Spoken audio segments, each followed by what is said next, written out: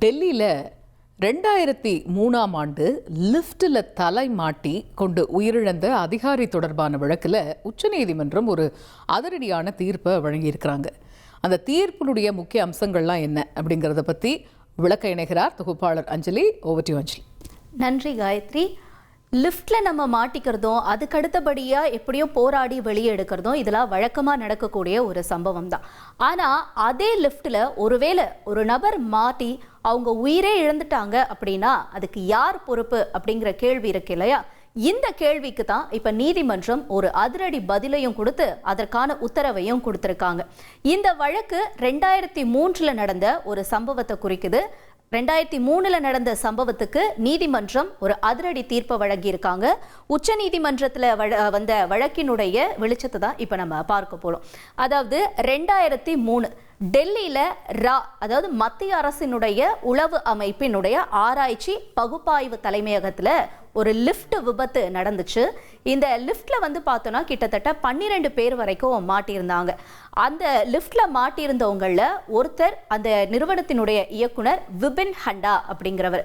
இந்த விபின் ஹண்டா மட்டும் என்ன ஆயிட்டாருன்னா, அவர் அந்த லிஃப்ட்ல இருந்து வெளியே வரப்ப ஏற்கனவே பழுதாகி நின்று இருக்கு, அங்கே இருந்தவங்களை காப்பாற்றி கூட்டு வரதுக்காக முயற்சி பண்ணியிருக்காங்க. அப்படி முயற்சி பண்ணும் பொழுது இந்த ஒரு நபர் கரெக்டாக கால் எடுத்து வெளியே வைக்கும் பொழுது மேலே ஆல்ரெடி இருந்த லிஃப்டினுடைய அந்த பாதி பகுதி என்ன ஆயிருக்குன்னா சரிஞ்சு விழுந்திருக்கு. சரிஞ்சு விழுந்ததுல இந்த நபரினுடைய தலை மாட்டி அவர் அந்த சம்பவ இடத்திலேயே உயிரிழக்கிறார். ஸோ இந்த வழக்கினுடைய விவரத்தை தான் நம்ம பார்க்க போறோம். இந்த வழக்கு தொடர்பாக என்ன ஆச்சுன்னா, இந்த குடும்பம் பாதிக்கப்பட்ட குடும்பம் கேஸ் கோர்ட்ல ஒரு கேஸ் போடுறாங்க. இந்த மாதிரி எங்களுக்கு இழப்பீடு வேணும் அப்படின்னு சொல்லிட்டு. இழப்பீடு வேணும் பொழுது இது முதல்ல தேசிய நுகர்வோர் குறை தீர்ப்பு அந்த தீர்ப்பாயத்தில் தான் வழக்கு விசாரணைக்கு வருது. அப்ப என்ன சொல்றாங்கன்னா, கிட்டத்தட்ட ஒரு 3.01 கோடி ரூபாய் வரைக்கும் இழப்பீடு வழங்கணும்னு சொல்லி தீர்ப்பாயம் உத்தரவு பிறப்பிக்கிறாங்க. இந்த உத்தரவை எதிர்த்து மேல்முறையீடு செய்றாங்க ஓடிஎஸ் அப்படிங்கிற எலிவேட்டர் கம்பெனி நிறுவனம். இந்த நிறுவனம் தான் அந்த கட்டிடத்துக்கு இந்த லிஃப்ட் சர்வீஸ்லாம் வழங்கக்கூடிய நிறுவனமா இருந்திருக்கு. அப்ப இந்த வழக்கு யார் முன்னாடி விசாரணைக்கு வருதுன்னா, நீதிபதிகள் நரசிம்மா அப்புறம் அலோக் ஆராதே இவங்களுடைய அமர்வு முன்பு விசாரணைக்கு வருது உச்ச நீதிமன்றத்தில்.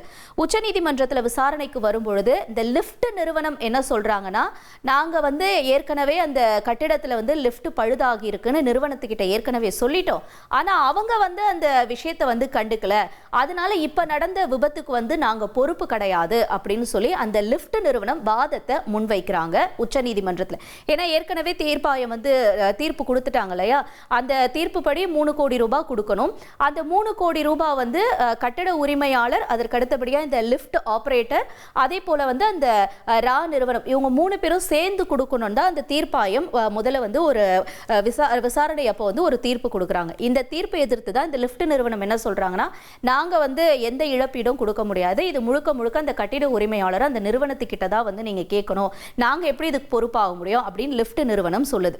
அப்ப அடுத்தபடியா நீதிமன்றம் என்ன சொல்றாங்க அப்படின்னா, லிஃப்ட் அப்படிங்கிறது ஒரு பொது போக்குவரத்து சாதனம் தான். எப்படி மற்ற வாகனங்களை வெளியே பயன்படுத்துறாங்களோ அதே மாதிரி ஒரு கட்டிடமா இருந்தாலும் சரி, ஒரு அலுவலகமா இருந்தாலும் சரி, இந்த லிஃப்ட் அப்படிங்கிறது ஒரு பொது போக்குவரத்து அப்படிங்கிறத நீதிமன்றம் சொல்லுது.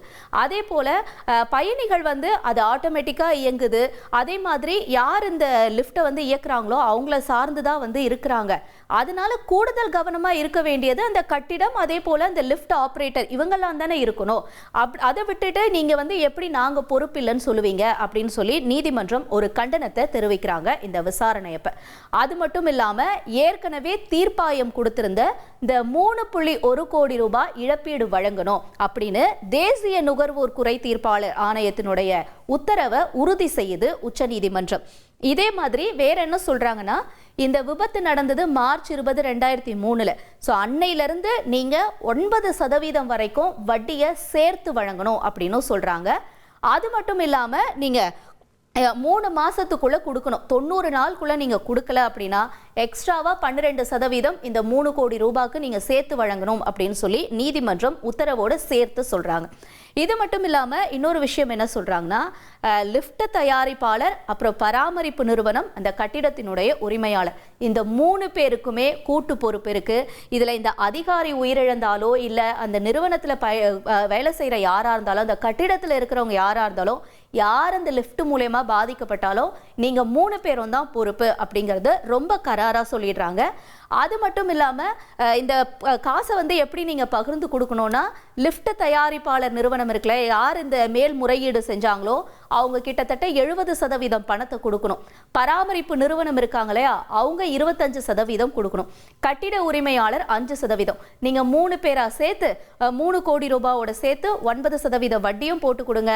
இல்லனா நீங்க 3 பேரோ 3 மாசத்துக்குள்ள காசை சேர்த்து கொடுக்கலனா அதோட 12% சேர்த்து கொடுங்கன்னு சொல்லி ஒரு அதிரடியான வழக்கை வந்து தீர்த்து வச்சிருக்காங்க. வழக்கமா இந்த மாதிரியான விபத்துகள்லாம் நடக்கும் பொழுது அதற்கு அடுத்தபடியா அந்த கேஸ் என்ன ஆகுது அப்படிங்கிறது நமக்கு தெரிய வராமே இருக்கும். ஆனா டெல்லியில நடந்த இந்த சம்பவத்தினுடைய இந்த தீர்ப்பு அப்படிங்கிறது லிஃப்ட் ஆபரேட்டருக்கும் சரி கட்டிட உரிமையாளருக்கும் எவ்வளவு ரெஸ்பான்சிபிலிட்டி இருக்கு அப்படிங்கறத தெளிவாக்குது. இனி செல்லும் இடமெல்லாம் செய்தி. தந்தி டிவியின் வாட்ஸ்அப் சேனலை ஃபாலோ பண்ணினா செல்லருக்கும் இடமெல்லாம் செய்தி. இதோ QR கோட் இப்பவே ஸ்கேன் பண்ணுங்க, ஃபாலோ பண்ணுங்க.